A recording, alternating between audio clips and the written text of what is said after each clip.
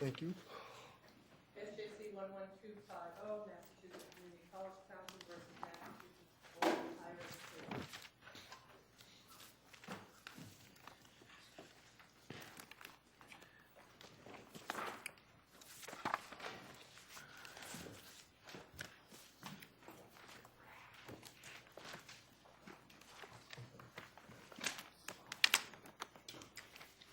Good morning, Your Honors. Hold on, please. We want to get you on tape. All right, thank you. Good morning. Good morning. May it please the Court, my name is Will Evans, and I'm here on behalf of the Massachusetts Community College Council. This case is before you on appeal from a decision of the Appeals Court, reversing a Superior Court decision confirming an arbitrator's award pursuant to Chapter 150C, Section 10. The Appeals Court erred in reversing the award's confirmation for two reasons. One, because the arbitrator, in remedying the extensive breakdown in the tenure evaluation procedures, did not exceed her authority under the contract or the law. And two, the college failed to file a timely application to vacate the award. Well, can you tell me what they meant in the language that said that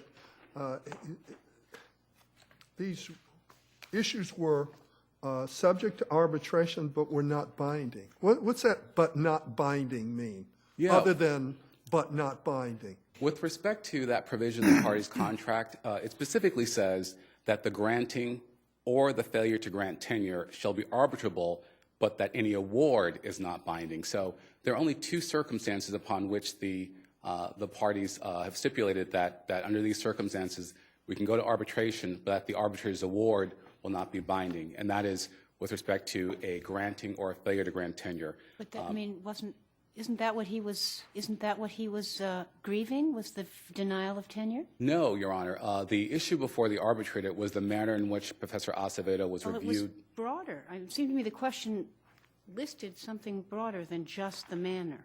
It was, there were several issues that were part of the arbitration. One was the fact that Mr. Acevedo, in addition to being unfairly evaluated for tenure, was given a terminal contract, even though there have been past circumstances where a person has been denied tenure and then been allowed to continue on with employment. So that was a secondary issue in the case. But the primary issue was with respect to the manner in which he was evaluated. And certainly that was the issue that was presented to the arbitrator, and that was the decision that was made, that there was a violation not of a tenure decision, but with respect to the evaluation article. The arbitrator found that the employer violated the article that dealt with evaluation with respect to making the decision to deny Mr. Acevedo tenure. Well, go ahead. And again, I guess, but I mean, the failure to grant tenure, that's what this is all about, the failure to grant tenure, right? it's about the evaluations that led up to the tenure decision. Well, that's the way, that's the argument. But that doesn't seem to be the language of the collective bargaining agreement. It doesn't parse it out enough, it seems to me, in granting that the procedure itself can be made arbitrable. But does this contract, or the words of this contract, actually make the procedure arbitrable? Again, I would argue that the court read that language too broadly. It doesn't say that anything and everything having to do with tenure shall be arbitrable but not binding. It specifically talks only about the decision or excuse me, the denial or the failure to grant. That's the granting or the failure to grant. Excuse me, apology. And that is and the reason behind that is because again it's well established ever since the Danvers v. Timon case that even though the employer can't delegate its authority to make tenure decisions, nevertheless it can bind itself to follow certain procedures precedent to making that decision. But what were the words of the collective bargaining agreement in the Danvers case? Did they specifically say that the procedure leading up to the decision to grant tenure is arbitrable? No, and Danvers, my understanding of the Danvers is simply that the parties proceeded with arbitration over the procedures, and the court, in its decision, notwithstanding the fact that tenure traditionally is considered a non-delegable authority, issued the statement that notwithstanding that this is a non-delegable authority, the employer can bind itself to follow certain procedures precedent to make that decision. What I also point out in Danvers is footnote 5. In footnote 5, the court said that even though the actual decision on tenure, the substantive decision, is a non-delegable authority, that doesn't prohibit the employer from, based on its own prerogative, from agreeing to arbitrate the substantive decision. And that's what this provision does. This provision allows the parties to present to the arbitrator the substantive tenure decision. It allows the arbitrator to substitute his own judgment for that of the employer in making a substantive determination as to whether or not the employer violated the agreement by denying or failing to grant tenure to the grievant. That's what this provision does. So rather than limit the party's ability to obtain binding arbitration over the procedures, it actually expands the party's ability to arbitrate over the substantive decision. But again, But that would be non-binding. But that would be non-binding, and that's what this language refers to. It refers to the fact that the parties have contractually agreed that the substantive decision over tenure will be arbitrable, but that the decision is not binding. With respect to the procedures, it's always been the case that the parties have been able to contract for non-binding, for binding arbitration of the procedures. So this provision actually expands the right to arbitrate.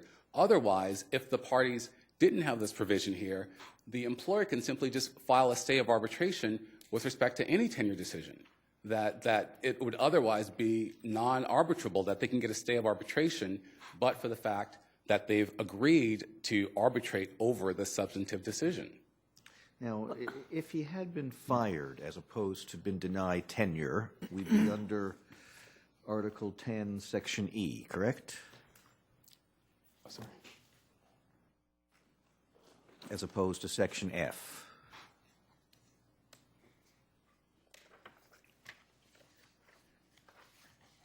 And that provides for a two-part, they say if you're going to terminate somebody, there's a two-part procedure. One is you go to the arbitrator, and the arbitrator can send it back to the president, correct? Mm-hmm. And then if the president says, no, I really do want to fire this gentleman, then it goes back to the arbitrator. And what do the arbitrators, what does the contract say as the authority of the arbitrator with regard to a termination? That's a different case than the one we have here. With respect to, and again, I have not actually looked at that provision that relates to. The arbitrator shall have the power to make the grievant whole. And according to that, does that mean that the person can get their job back? I would believe so, Your Honor, that with respect, again, courts have consistently held that even with respect to the appointment, to tenure, to transfers, that the employer can bind itself to following certain precedents or certain procedures prior to making that ultimate non-delegable decision. Yeah, but just in looking to it with regard to contractual intent, there's a very lengthy discussion of a very complicated procedure with regard to the termination of somebody, but one sentence with regard to tenure, and all it says is the granting or failure to grant tenure shall be arbitrable, but any award is not binding. Wouldn't you think that if there were to be a binding award, there would be something akin to the detail contained in the paragraph above, which focuses on termination? Your Honor, that's actually not correct. If you look at Article 13, which is the evaluation article, it says that the evaluation article is to provide basis for which decisions shall be made concerning, and it talks about a reappointment, promotion, performance, base salary adjustments, and tenure. So, Article 11. excuse me? Then what is Article 11? What's Article 11? Isn't that about tenure? 13?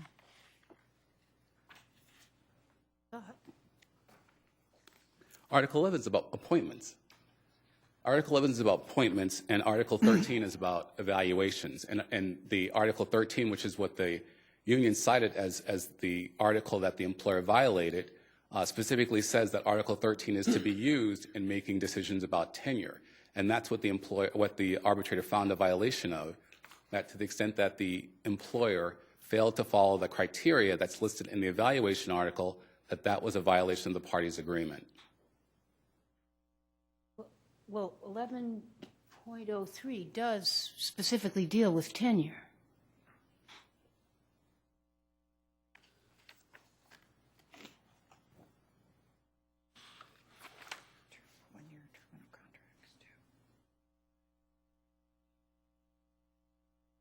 That's correct, Your Honor. That as well deals with tenure, in addition to 13. So I'm not understanding the question behind the reference, but with respect to, again, this language, courts have long established the fact that it's for the arbitrator to decide the meaning interpretation of a contract. And again, this is not an arbitrability case.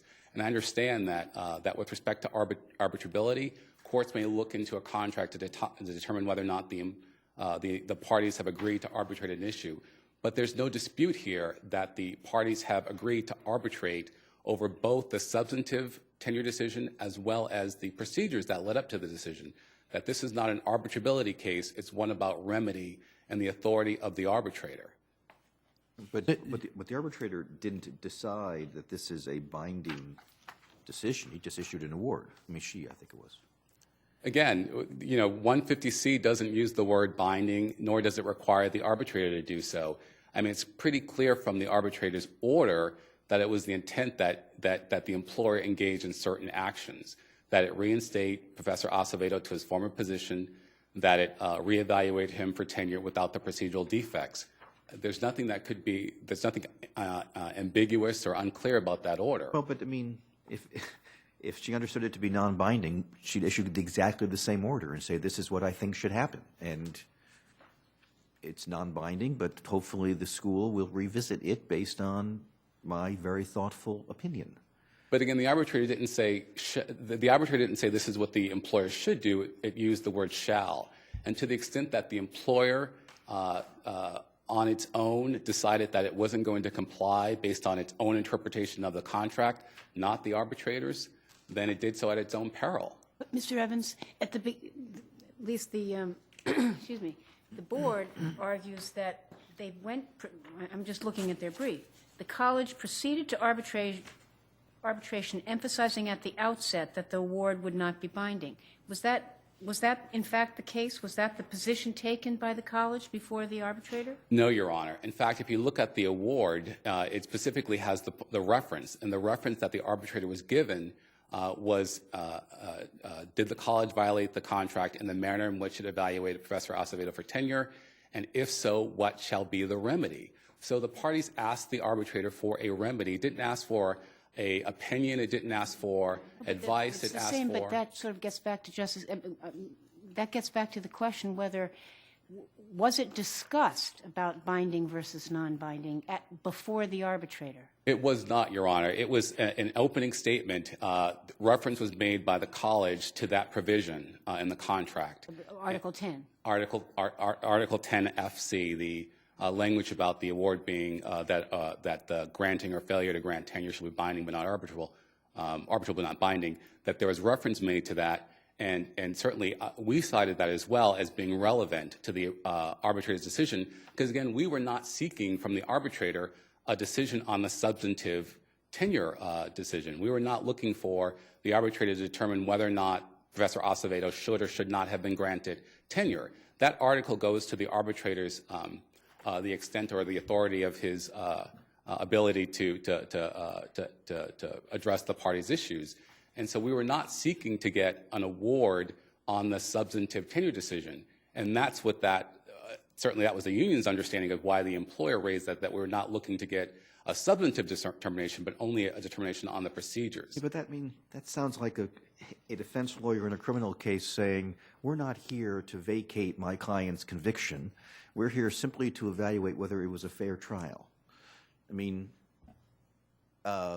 you weren't there to evaluate, to simply get an order as to how these procedures should take place in the future. Your purpose was to obtain tenure for your client. That's incorrect, Your Honor. We again, the parties have agreed to the procedure. We were not going to arbitration But they to would get the agree to the arbitrator. procedure because they were required under the contract to arbitrate it, albeit for a non-binding result. They had an obligation to arbitrate it. The obligation to arbitrate is only, again, there's that language, and again, I would argue that the court is reading it too broadly. It specifically says that just the granting or the failure to grant shall be arbitrable but not binding. That, again, the granting, that goes to the substantive determination, not to the procedures. Had the parties not, we could have simply just arbitrated, not listed anything about tenure, but just simply said, during the 2009 academic year, did the employer violate the evaluation procedures? And that would have been completely binding. The arbitrator would issue the same exact decision, saying that the employer violated the procedures for evaluation. And that's what the arbitrator found, that the procedures for evaluating Professor Acevedo were not followed. Your demand for arbitration says the college violated the CBA by denying Professor Acevedo tenure and issuing him a one-year contract. How is one to figure out that all you're really talking about is the manner and not the substantive decision there? It's because of the issue that the parties had presented to the arbitrator. Again, there are cases out there that suggest that demand to arbitration is not what the arbitrator bases the decision on. That's not the issue that the parties had submitted to the arbitrator. The issue, again, this was a mutually agreed upon issue, was the manner in which Professor Acevedo was reviewed for tenure. It was completely procedural. The Superior Court found it to be completely procedural, and the Appeals Court agreed. The Appeals Court agreed that the issue at arbitration was solely procedural. Where the Appeals Court disagreed was whether or not the contract made a distinction between the procedures and the substance. And I would argue that that's not for the Superior Court or the Appeals Court to decide, because that's, again, interpreting the contract, which the courts have said that that's the role for the arbitrator. To the extent that there's a disagreement between the parties, between the interpretation of the agreement, that's for the arbitrator to decide, not the court. But there are none of the agreed upon questions were, is whatever remedy, question 2 was what's the remedy? There was not a question 3, which says, is the remedy binding? Well, that would be for the employer to argue. I mean, to the extent that the employer... Not asked. There was not a question before the arbitrator. So you didn't seek a decision from the arbitrator as to whether or not the remedy was binding. Again, because it was our position that because it was procedural, of course it would be binding.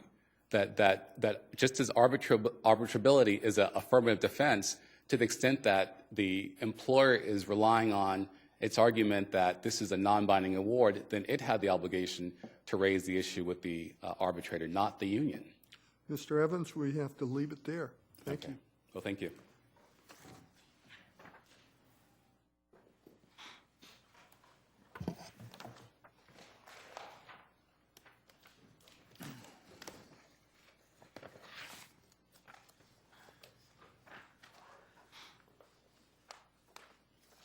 Good morning. Good morning, Chief Justice and Associate Justices. May it please the Court, I am Carol Wolf-Fallon, representing the defendant appellant, Roxbury Community College, in this matter.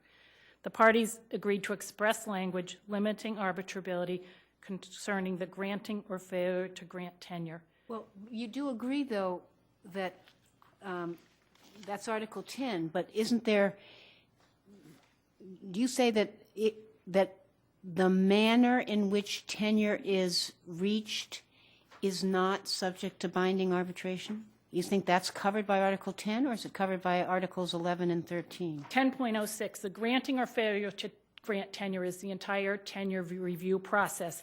It doesn't say in this only procedural awards are binding, only substantive awards are not binding.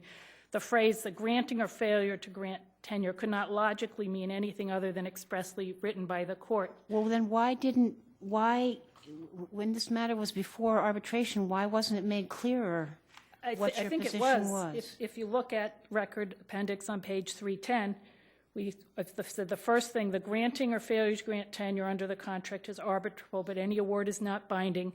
And then the union said, but our argument is that the terminal contract was a termination, and they also have to prove just cause under the contract. Mr. Evans said the just cause standard based on the fact that Professor Acevedo did receive a termination from the college, as such the just standard college would be the just cause. So he was arguing in response to my saying the award is not binding, yes, but if the arbitrator finds it was a termination, she could order a binding decision then. And I would argue even under 10.06E, she couldn't in the first place order a binding decision if it was a dismissal or termination. It would have to first go back to the president as a reassessment. Where the parties agree that something can be binding, they expressly make procedures for that. In 10.06E, there's another way a dismissal or a retrenchment award can become binding, and that was if a decision wasn't rendered timely in a prior case. And that's what happened in 423 Mass 23, the original Roxbury case. If you look back to the Superior Court case that was appealed thereof, the arbitrator made an award that says, I can make a binding decision in this case because the college did not make its decision in a timely manner. I hereby make a binding award. So the college didn't contest that, and that they did file a motion to vacate because it was clear that the award was a binding award, and they filed a motion to vacate, and then the non-delegable, public policy issues that have been longstanding have been made. Here, the only language about going to arbitration on tenure is any award is not binding. It doesn't say any substantive award is not binding. So that's, I guess that was going to be my question.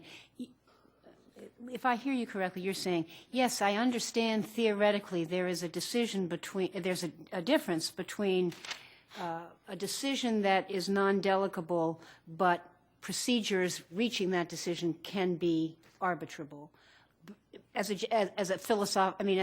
matter of legal principle, but that isn't this case because our contract, you would say, if I'm understanding you correctly, our contract, Article 10, says nothing about tenure is binding. Is that Correct. Procedure, substance, doesn't matter, no distinction? That's your point. That's correct. What the college agreed to was for non-binding arbitration for any grievance relating to the granting or failure to grant tenure. Certainly all the words have to have meaning. The union would never, excuse me. No, I was going to say, but what about, there's a tenure review process in Article 11. 11.03, correct. Yeah, and why isn't the occurrences at the tenure review process arbitrable on a binding basis? Well, because the parties have only agreed for it to be non-binding, but the whole tenure review process only provides for an advisory recommendation Well, where does to it say the that? president. In 11.03, it talks about may recommend, and there's only been one other arbitration where at another school a committee recommended to grant tenure and the president denied tenure, and the arbitrator found that was perfectly acceptable because it's the whole purpose of the tenure advisory committee is to get advisory input from the union members. That UPPC committee is comprised solely of union members picked by the union. Their job is to provide input to the dean and so on and so forth. Nothing in the contract precludes the president from considering things other than what is in a summary evaluation. So you're saying that Article 10.06A1, or I'm sorry, 10.06F is the entire agreement with respect to arbitration on the question of tenure? Correct.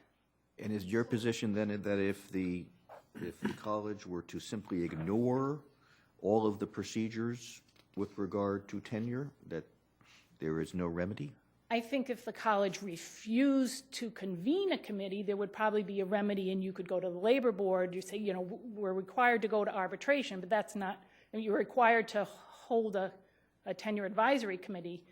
That's not what happened here. It's a discretionary committee that provides advice. The president is free under any circumstances to accept the advice, take it for what it's worth, totally ignore it, and use the president's professional judgment. But why commit contractually to have that process if there is no means to enforce it? It's an advisory process to get input, and that's what the parties agreed to. The unit members want to have some input into whether other members get tenure. In this case, the unit members recommended that another unit member not get tenure. But you agree that there are procedures as to what that board may consider. There are, and of course, we think, even the Superior Court judge and the Appellate Court judge, that the arbitrator made a mistake in thinking that the committee could only consider what was in Article 13, which was evaluation.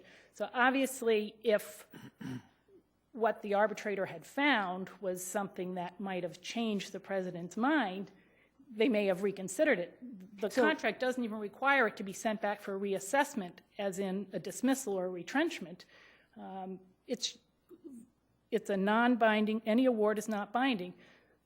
We went to arbitration, we reviewed the award, certainly didn't agree with it, wasn't going to change the president's mind as to whether Professor Acevedo should have received tenure. So if just following up on Justice Gant, so if those, when it says the tenure committee shall consider the 1, 2, 3, I forget how many, 1, 2, 3, 4. If the tenure committee says, you know, we see that, we don't care a bit about any one of those, we just don't like this person. So we're going to recommend to the president that, I think it was a he not award tenure. That, and the president articulates that I make my decision because the committee says that I should decide this way. You can't get at that in any way. I mean, unless it was for something illegal, such as, you know, I don't like him because of his race, his age, Right. his sex. I mean, then there's other provisions. I mean, Right, but other than that, they're totally, as you say, totally advisory, can be ignored, doesn't matter. right. And tenure is defined in the contract as a matter of professional judgment. So there have to be reasons. And as long as the reasons are described, something that could be professional judgment. I mean, I don't think a president would accept somebody's reasons for why I don't like them if he found out those were the reasons. In this case, you know, the vice president independently checked the enrollment rates, withdrawal list. So they confirmed what the concerns were. And even though they're not considered in the evaluation section, those are legitimate concerns that the college is not tied to considering and what's in the best interests of the students in who should receive a tenure appointment. It's different than a dismissal. A tenure appointment is an appointment so that you cannot get dismissed without cause. Once he was denied tenure, he received a 1-year terminal contract that he fully served out. If I can move from 10F to 10E, termination, provides in step 2 that the arbitrator shall have the power to make the grievant whole. Does that mean that the person can undo the termination and say you must have the person remain? I think that might violate the non-delegability authority to appoint. They could certainly make them whole by awarding money.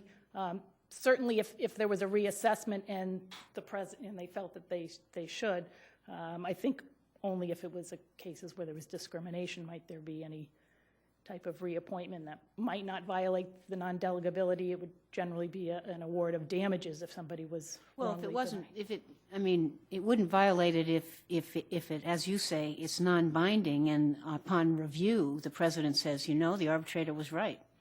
But in that case, the president could reappoint somebody. Right. When you say when you were talking about the appointment provision, could you tell me a little bit about how appointments are made to the faculty? Is it an annual process? Before someone gets tenure, every appointment is a regular 1-year appointment. For the first 4 years, 3 years not get reappointed without any cause. But I think for the 4th year, you have to give reasons.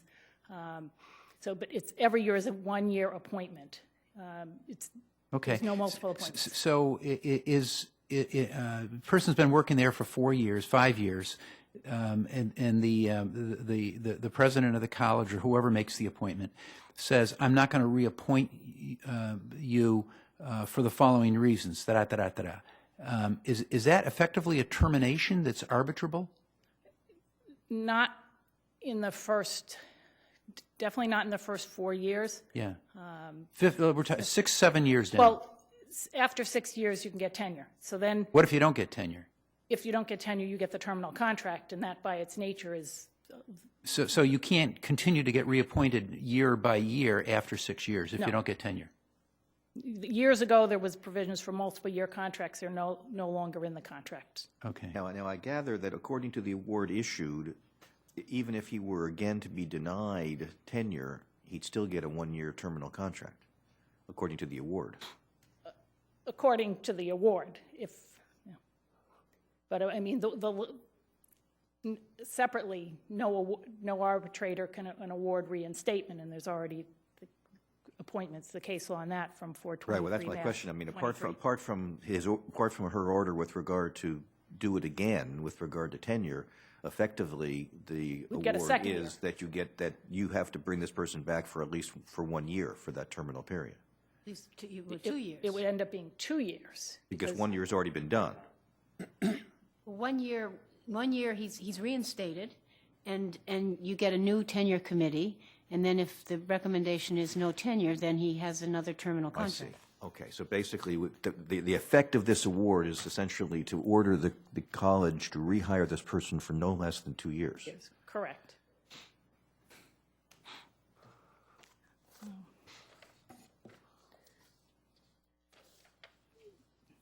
Just the one thing I was going to point out is the argument of the granting or denying tenure. An individual grievant can't take a grievance past mediation to arbitration, so I can't imagine how the union would ever file a separate arbitration that somebody was granted tenure. So I think the reading, the granting or failure to grant tenure was meant by the parties to be the process and not to be split out that